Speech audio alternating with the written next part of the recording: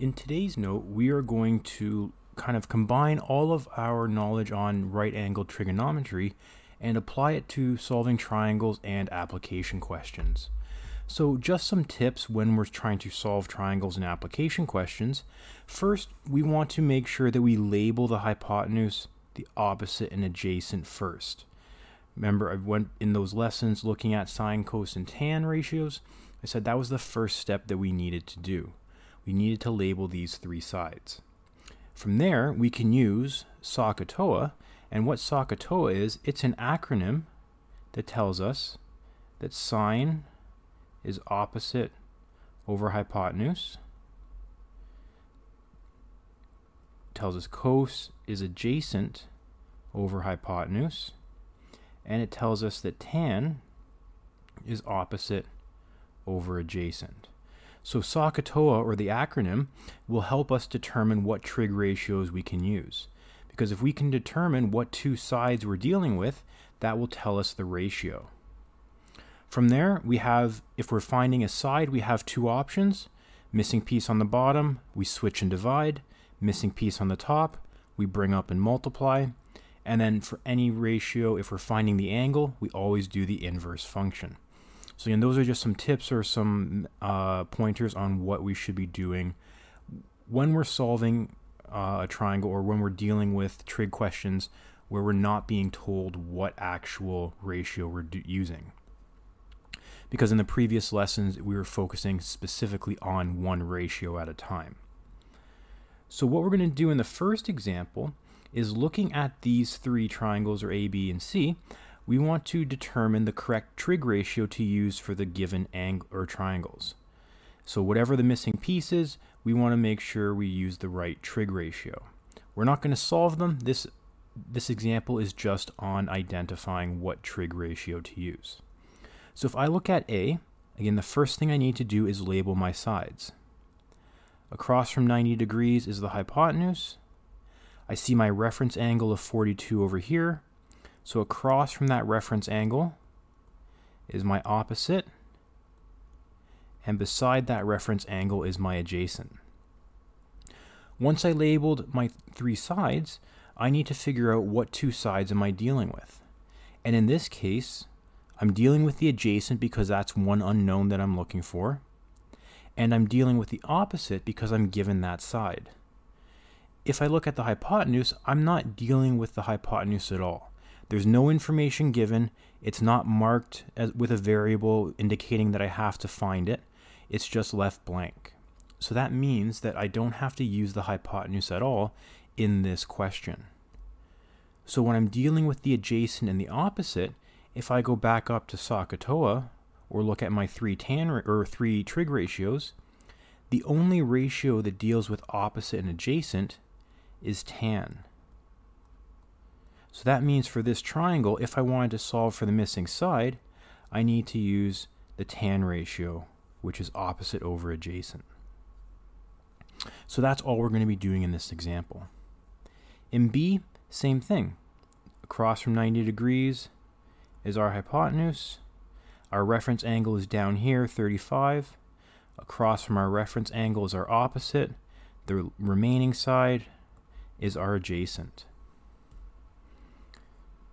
So again, let's figure out what sides we're dealing with. We're dealing with the adjacent because we're looking for it, and we're dealing with the hypotenuse because it's given to us. The opposite is not given to us. There's no information there, so I'm not going to be using it. In this case, going back to our SOHCAHTOA, or our three ratios, the only one that deals with adjacent and hypotenuse is cos, or cosine. So that is the trig ratio that we're dealing with for this triangle, or that's the trig ratio we would have to use with this triangle. Again, same thing for C. Across from 90 degrees is our hypotenuse. Our reference angle here is unknown, which is okay. It's still going to be our reference angle. So across from our reference angle is our opposite, and then beside our reference angle is our adjacent. Again, figure out what sides we're working with. In this case, we're given two sides, which is the opposite and the hypotenuse, which is normally what's going to happen when you're looking for the angle. You have to be given both sides. So in this case, the only trig ratio that deals with opposite and hypotenuse is the sine ratio. So we would have to use the sine ratio to help us solve for this missing side. So for D and E and F, I want you to go through and do the same thing. I'm going to pause the video, give you a chance to work on this on your own, and then we'll come back with the solutions.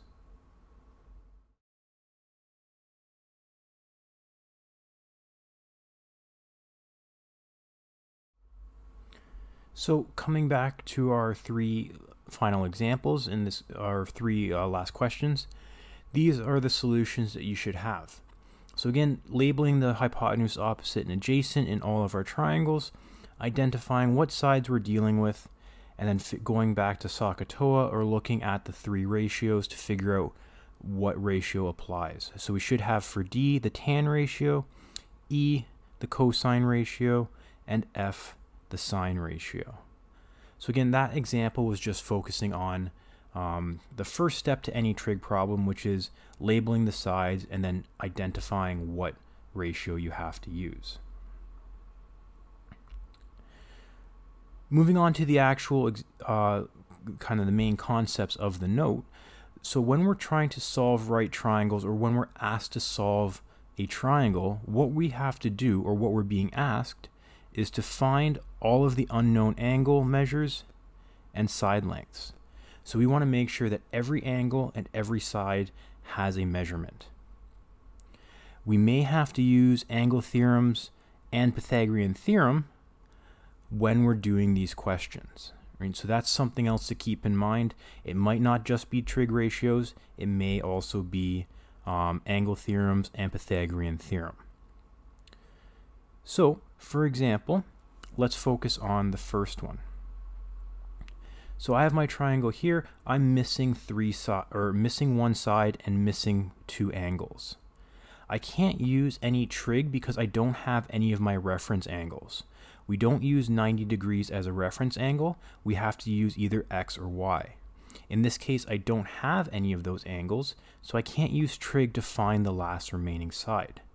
Luckily though, it is a right angle triangle, so I can use Pythagorean theorem.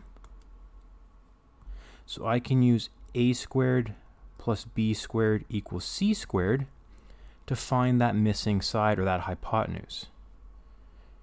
So based off of my triangle here, A is going to be one of the legs, so I'm just going to label it temporarily for right now, because when we do get into trig, we're not going to want to label it A, B, and C.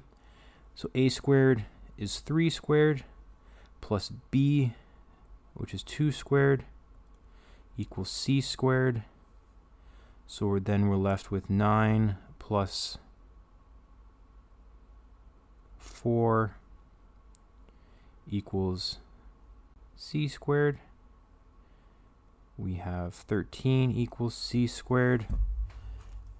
And then to cancel it out, or to find, we're going to take the square root of 13 to get C. And we get that last side length of 3.6. So this side length is actually 3.6.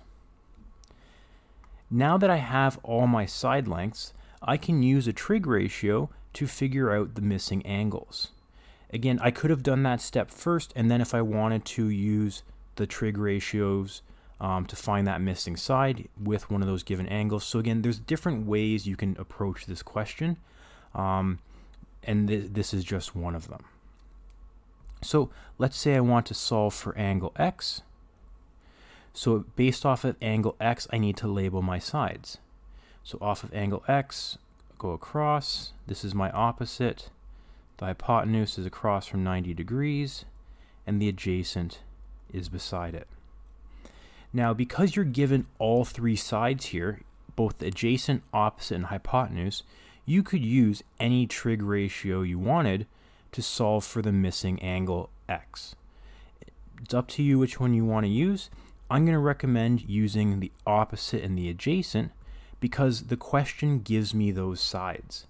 Because the question gives me those sides, I know for sure that they're right.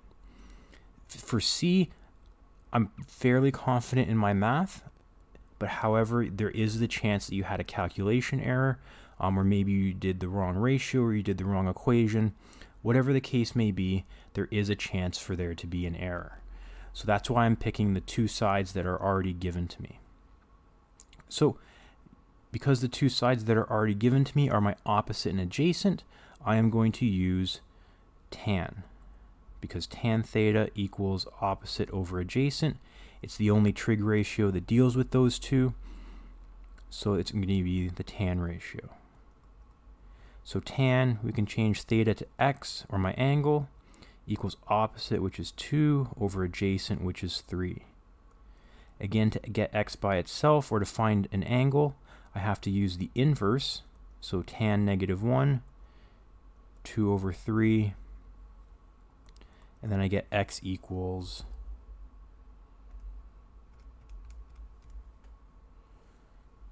33.7. We'll try to round it to 34. So that means angle x is 34 degrees. Now, to solve for angle y, the last remaining side, I could relabel my sides. I could switch it so that the opposite and the adjacent are reflective of that reference angle y now, and use another trig ratio. However, there is a simpler way. And to find angle y, if I know two angles in my right angle triangle, with this one being 90 degrees, x being 34, which I just found, I can easily find y by just understanding that y plus 34 plus 90 has to add up to 180 degrees.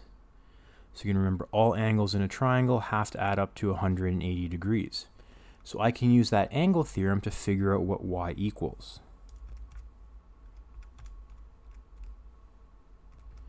And when I do that math, or basically 180 minus 34 minus 90, I get that y equals 56.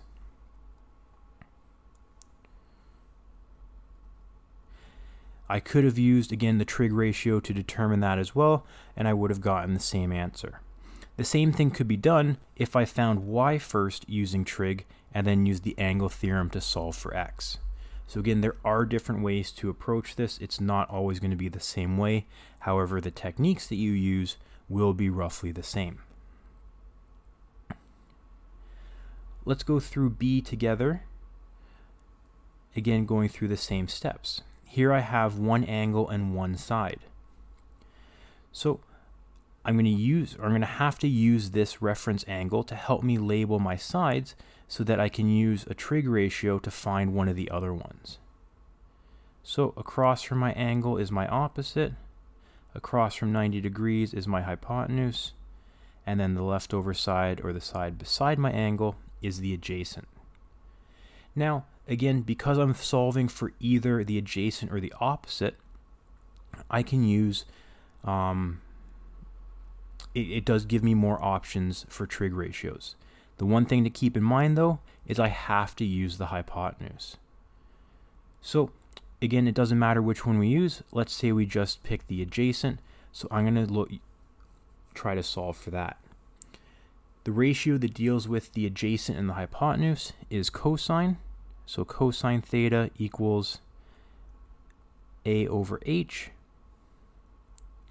Cosine of my angle, or 25, equals the adjacent, which is unknown, so, or g, over 13, which is my hypotenuse. Again, remember, when the missing piece is on the top, bring the bottom up and multiply. So 13 times cosine 25 equals g, and I get a length of 11.8.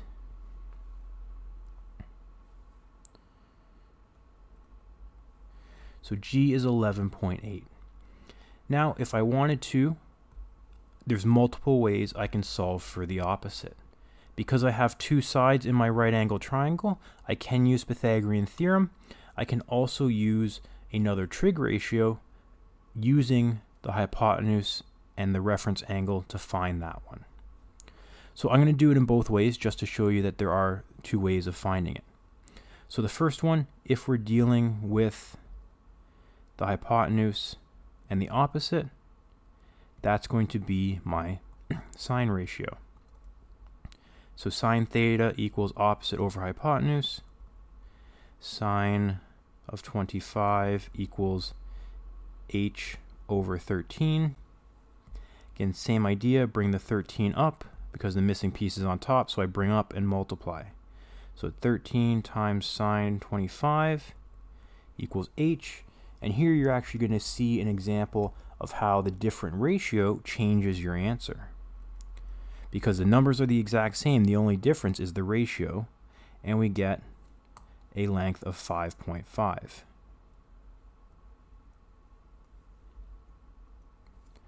So that missing side is 5.5. If I wanted to, I could also use the Pythagorean theorem. A squared plus b squared equals c squared. If we just temporary label, a and b are the legs, c is the hypotenuse. So in this case, I know what the a and c are. A was 11.8 squared plus b squared, which equals 13 squared. So b squared equaled 13 squared minus 11.8 squared. Simplify both of those, so 13 squared minus 11.8 squared is 29.76. You have to square root that number to get b, and I get 5.5. So again, either way you choose to find that missing length, you get the same answer. So again, it just depends on what your preferred method is. To find that last missing angle, because now I have all my sides, I have my one missing angle. Let's call it x. If we wanted to, we could use a trig ratio using any of the two given sides, to again find that missing angle. We would have to relabel. However, the easiest way, I already have two angles, so I can do 180 minus 25 minus 90 will equal that angle x. Because again, all angles in a triangle have to add up to 180. And this equals 65 degrees. So again, there's different ways you can solve it. There's different steps. There's not necessarily one correct order. But again, the idea is to find all missing angles and all missing sides.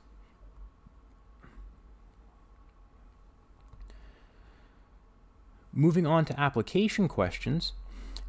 Two key terms that we want to be aware of when we're talking about application questions are the angle of elevation and the angle of depression. So these are two terms that could be involved in a word problem, and we need to be aware of what they're referencing or what they refer to.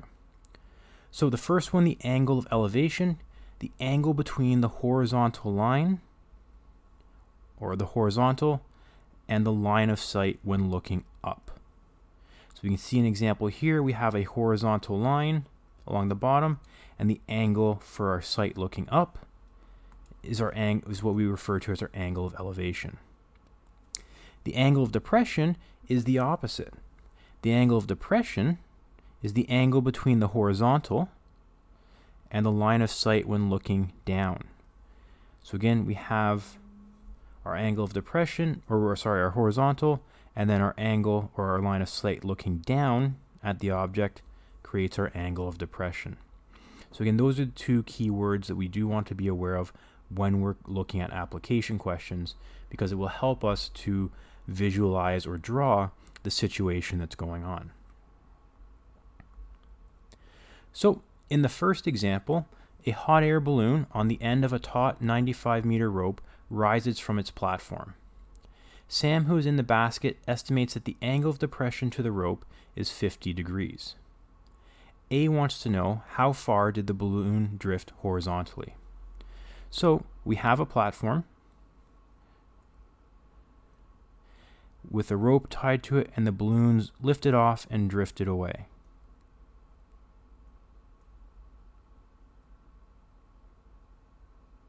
So there's our balloon.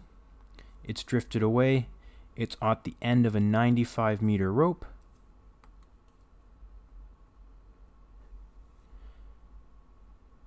And the angle of depression to the rope is 50 degrees. So if I were to draw a horizontal line across, I'm going to use a dotted line because it may not necessarily be part of the triangle I'm going to use, but the angle of depression in this case is 50. I want to know how far did it drift horizontally. So if I draw a horizontal line across, right to where the balloon is, the balloon straight down to the ground would form a 90-degree angle, we're assuming. And now I have my triangle. Again, you could also have done the triangle in reverse, going this way as well. Again, it's not going to really matter because in the end, you're going to use the same angles. It just might be a different ratio. So if this angle is 50, I should recognize that these two angles have to form 90 degrees. So this other angle inside is going to be 40, because 90 minus 50 equals 40. I could also use my parallel line theorem, or theories, to indicate I see a Z pattern. So down here, this angle would also be 50. I could also use the idea that all angles in a triangle add up to 180 to figure out that angle as well.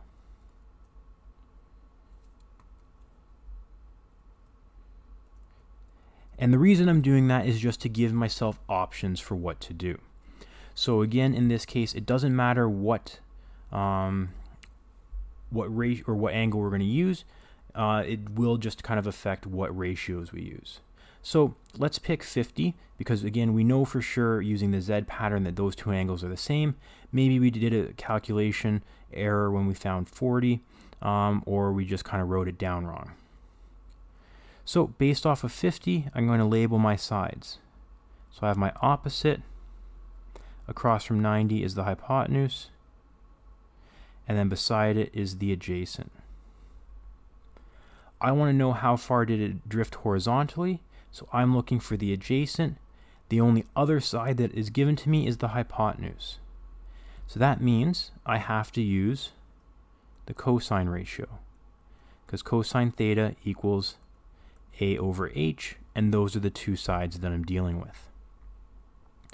In this case, now I'm just going to fill in my information. So cosine 50 equals A over 95. The missing piece is on top, so I bring the bottom up and multiply. So 95 times cosine 50 equals A. And I get an A value of basically 61. So the balloon drifted horizontally 61 meters. B wants to know how high is the balloon off the ground. Now I could solve this multiple ways.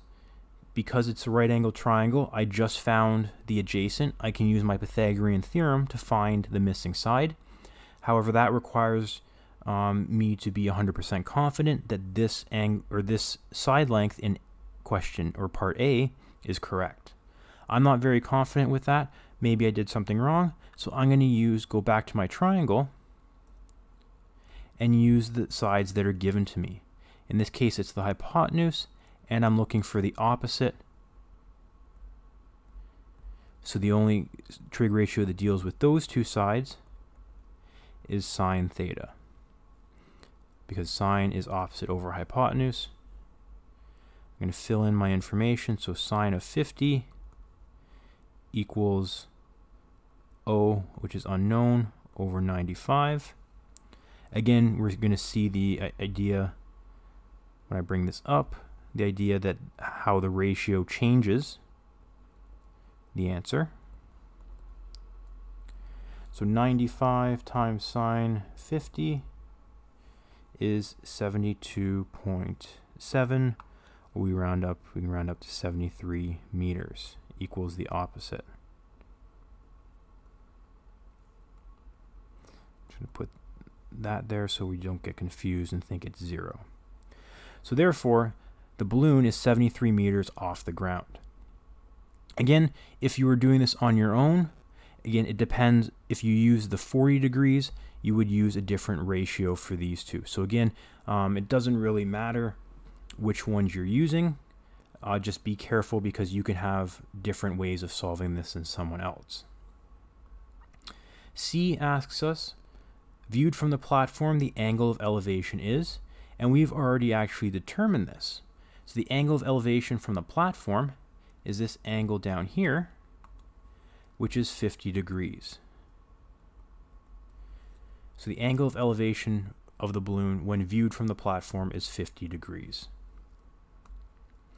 So we have two more examples or word problems. I'm going to pause the video, and again, I recommend that you do the same so that you can try these on your own. If you have trouble trying to draw these, again, take your time. That may be the hardest part about the application questions, is just drawing them on your own. But again, I recommend you pause the video, try to do it on your own, and then we'll come back with our solutions.